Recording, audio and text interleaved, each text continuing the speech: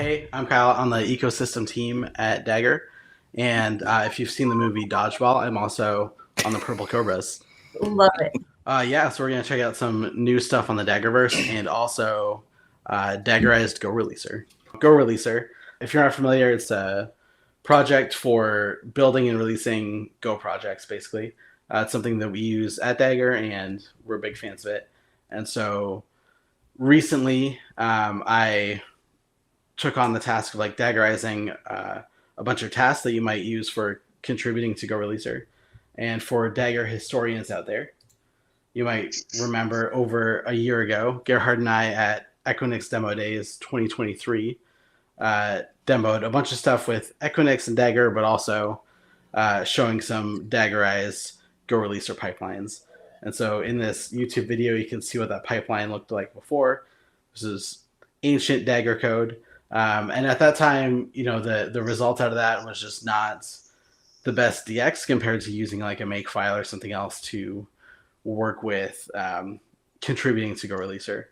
And so now we've got a ton of new stuff in Dagger CX. And so I took a go at it again, and it's really, really great this time. And it's merged into the GoReleaser project.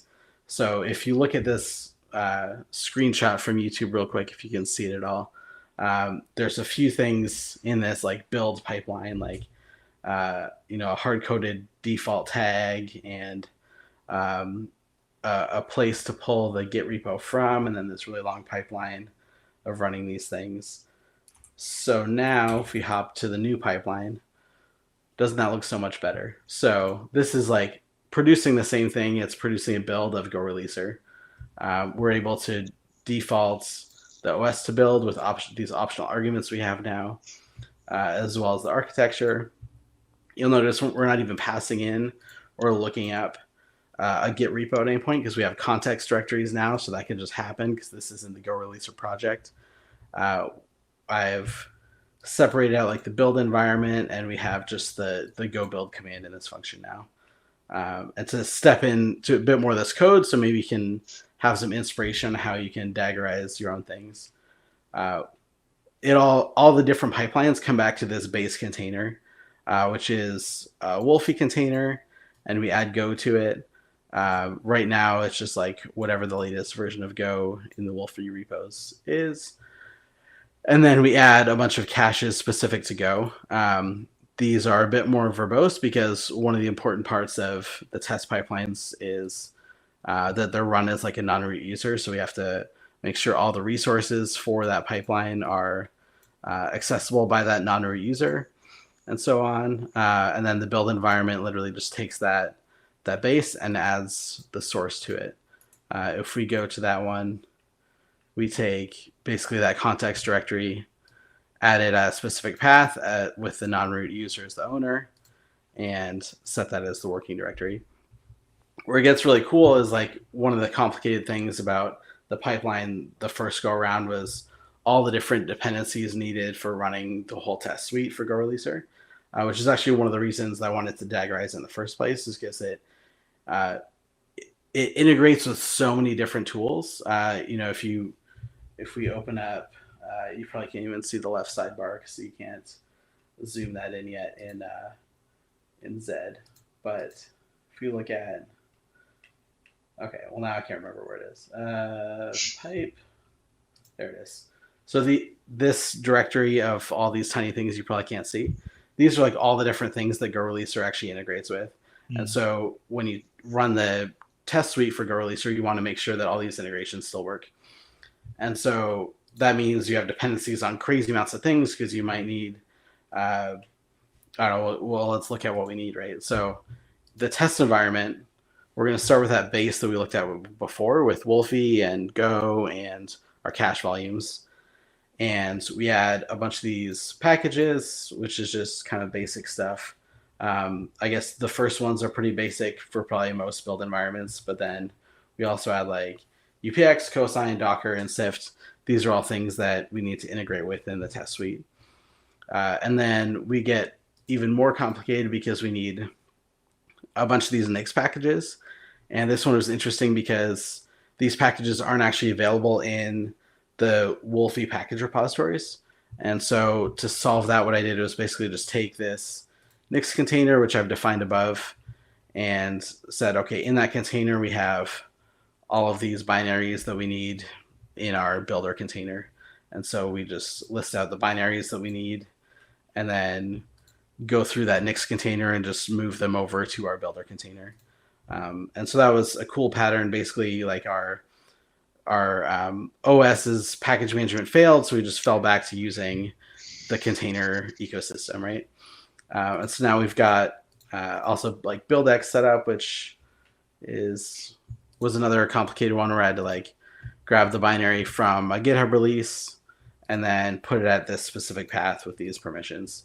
And again, just using core Dagger API, it was super simple because I could just do the dag.http for that GitHub release and then drop that in my container.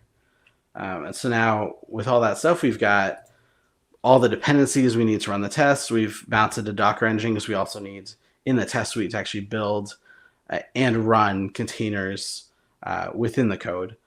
So not even within our Dagger pipeline, but actually the tests are running containers.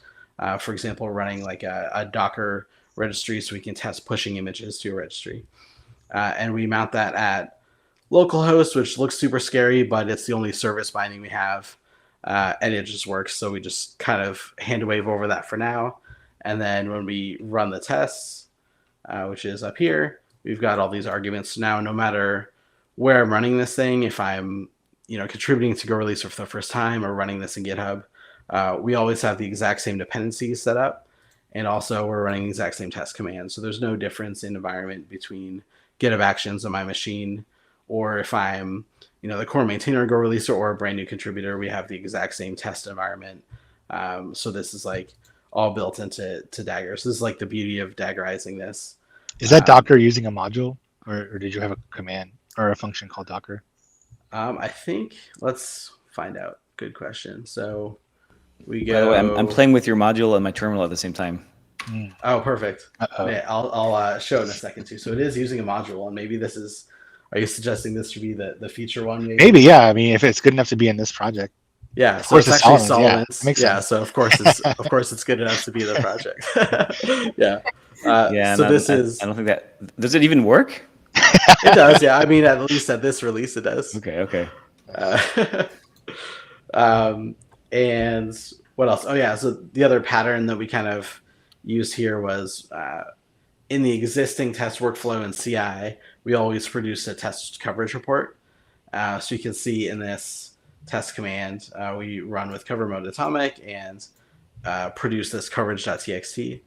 And so with this test function, we're actually returning a custom object of type test result.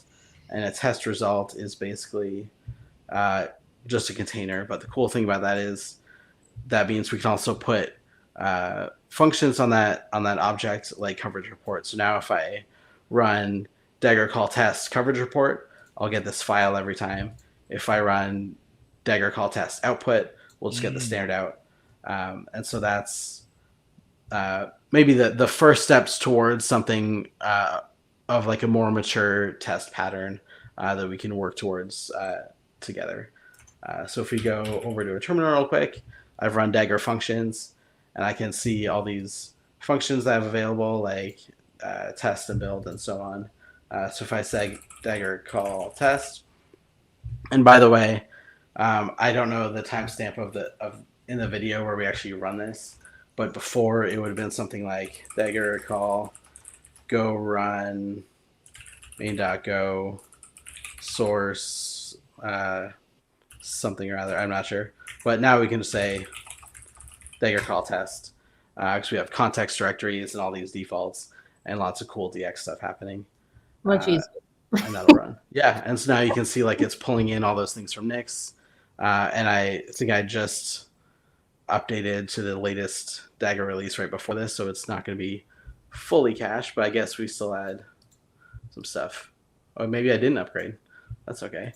So yeah, so there's my test output, and like I said, if I say help on this, it should tell us we can ask for the coverage report.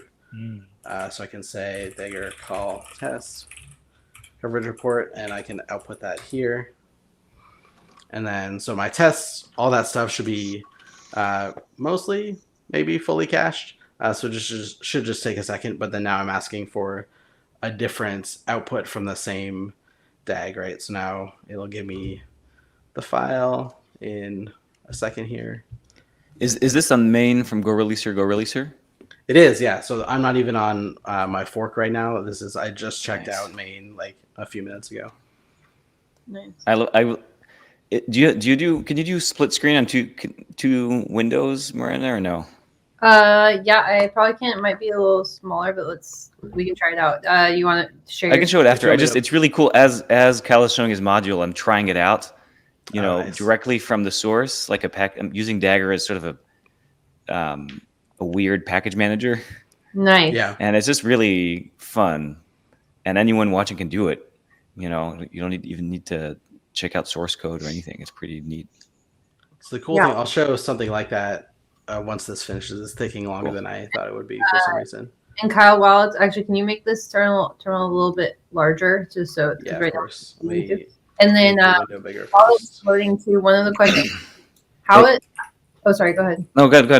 Oh, no, I was just going to ask, in terms of, let's say someone sees an open source project, or they love working with one, and they're like, hey, I'd love to Daggerize this too. I know, like, you're not a main contributor for GoReleaser normally, and so what advice would you give to people who might want to Daggerize one of their favorite open source projects too? So I can't remember if we have. Let's see. So let's go to docs.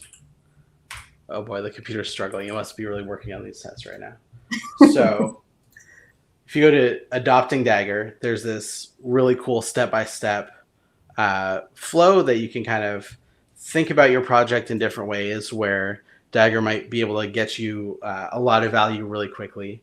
And then it'll take you through kind of getting that in, and then also starting from that quick win and then getting to like full Dagger value in, taking all the experiences that we've had from Daggerizing different projects and helping pass that on to you. So docs.dagger.io/adopting, but just here on the left side. This is where I would go for sure. But can I also add something there? I think that one of the things that I really like lately is whenever I'm approaching a new project, especially one that has like maybe a strange tool chain, or one that I'm not familiar with, or one that I don't have installed, rather than trying to install a bunch of additional dependencies on my local machine, I've actually found Dagger to be a really great a way to just get that project up and running. So this happened to me a couple of weeks ago. For some unholy reason, I was exploring like the GTK library, and the README of the project was like, hey, make sure you have all the right headers installed. But it didn't tell me like anything about which ones I needed. So I'm basically in this position where I'm either just going to install everything from these random C libraries, or I'm just going to move on with my life. But I chose the third path, which is just use Dagger, and I wrote a function that basically allows me to grab like check out that project. Painstakingly, I discovered which libraries I actually needed. And now I have a single command that basically gives me a development version of that specific C library on my machine without having to install a single dependency, a single header file, anything like that. It's just a one-shot like getting started with the specific library. And I think that like my dream is that basically every project has something like that, where instead of saying, here's like the 12-step guide for how to install this project locally, there's a single command that you run, maybe powered by Dagger, maybe not, but the Dagger is a great choice for this, that spits out the dev version of that project. And I am like on my own little mission to make that happen for obscure GNOME libraries, but I encourage other people to do the same for things they care about. Yeah, that's a really great point. So that's something I added with this particular pipeline, is that if you wanted to use Dagger to run an arbitrary version of GoReleaser or include it in your pipelines, you actually use this module as well. So it's the module for the CI of GoReleaser, but also the module for using GoReleaser in a pipeline. So you can just say Dagger call run, and that's going to actually build GoReleaser at whatever version you've specified, and then run the commands against it. Yeah. For sure. I think also it's on the same theme. The other part where I think is really ripe for Dagger is getting the doc site to load. It's one of the main reasons why I built that Docusaurus module. But there's 100 other docs generators that don't currently have modules. But being able to run a project's documentation locally is a really great way to contribute to a project. But it's sometimes very hard to actually get the docs up and running. So those are, in my opinion, like really great candidates for valuable additions to any project with Dagger. If they're using Docusaurus, great. And if not, like that's an opportunity to make a module for a different doc system as well. Yeah, My, totally. my takeaway from all this is Dagger is going to be based on GTK. Is that right? Maybe. Hopefully, yeah. There's Is that stay tuned for your a future secret demo. project you're working on? Yeah. Oh my gosh. So Yeah. two more quick things on this. One, I think when we were talking about the test report patterns, Navuna said we should document the best practices. I think for now, this is referenced in the cookbook, like the exact pattern I used. I think I copy pasted out of the cookbook somewhere, but I think for something like that, it's something we could have like a core set of interfaces, and that will kind of standardize across lots of modules. Maybe like featured cookbook recipes. Featured recipes, I like it. Featured recipes with the featured modules. Gonna be the joy of Dagger. Exactly. And then the other cool thing I just wanted to show for contributing and like the value of Dagger is that if I'm looking at this PR and regardless of like what's happening in CI, I can say Dagger-m github.com/GoReleaser. Now the dog's barking because Amazon's here. GoReleaser at, and what is this? Pull 5226 head. So now I can call the test on whatever arbitrary PR using context directory, of course. So this is running, whatever the module is in tree here. So this probably doesn't change Dagger things, which doesn't matter. Like the module that's in this tree, so relevant to this version of this contribution, is being run, and now it's going to, once it gets through these things, it's going to start running the tests on this PR. So if GitHub Actions was down, we don't care because we can still run our tests and review PRs and do all these things. And that's it. We don't have to wait for it to finish or anything, but just wanted to show that's like a cool advantage of Daggerizing your test pipelines. I have a question.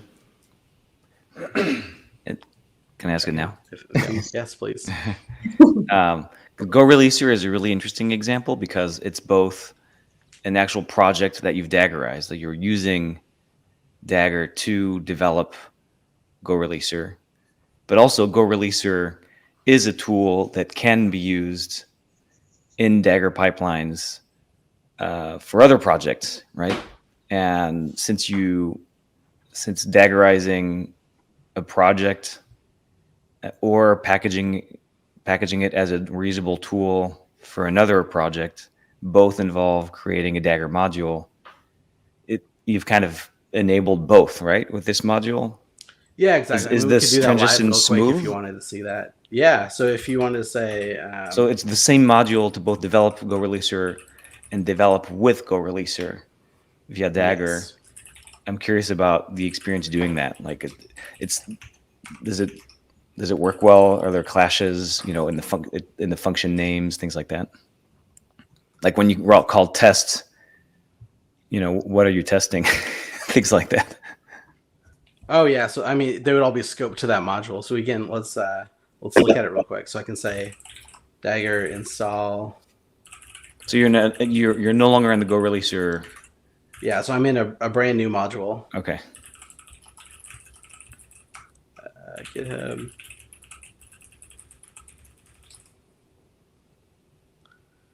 Now we That's install cool. the module. Dagger as a universal package manager. Exactly. I was gonna say it seems like we have to change all of our messaging. Well, yeah. Package management is a feature, in my opinion. Yeah, for sure. Yeah. Yeah, it just means that you get like It's all the things. Yeah, if you Daggerize a project like GoReleaser, it helps contribute to it, but also helps everyone that uses it if they're also using Dagger, right? So if I go in here now, and we can say, That's the network effect of Dagger in a nutshell. yeah, exactly. So if here we wanted to do some GoReleaser stuff, I can say .GoReleaser, and we can say .run, and now we're actually running the GoReleaser binary. We can pass in a directory that's running on, and then some arguments for the GoReleaser binary. The part that kind of blows my mind is by controlling the version of the Dagger module that you're installing, you're also controlling the version of the GoReleaser binary you're going to run, right?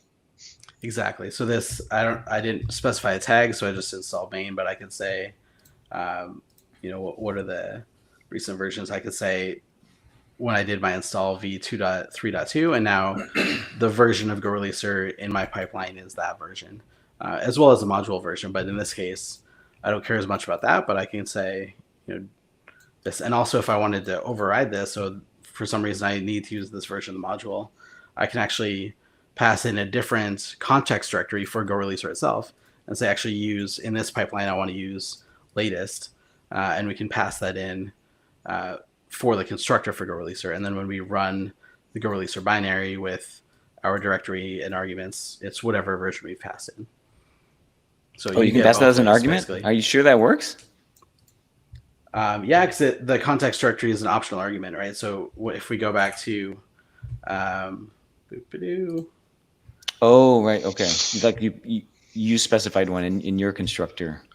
Yeah, because like since the source. Since the constructor is the default path, I can actually override that source when I construct GoReleaser and say, actually give me head or give me v2.3.1. And I can do that in the pipeline I'm calling from, regardless of what version of the module I have, right? Oh, yeah. So I could say... yeah.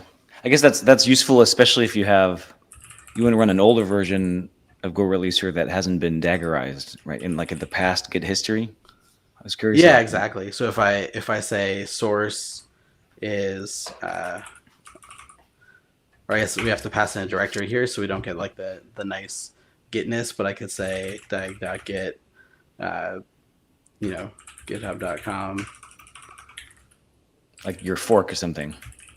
Yeah, I could use a fork. That opens a lot of interesting questions. It's like there's two different layers of.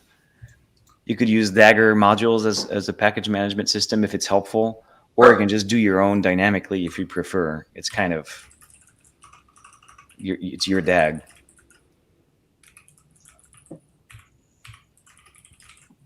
Dag it your way. You're really doing this.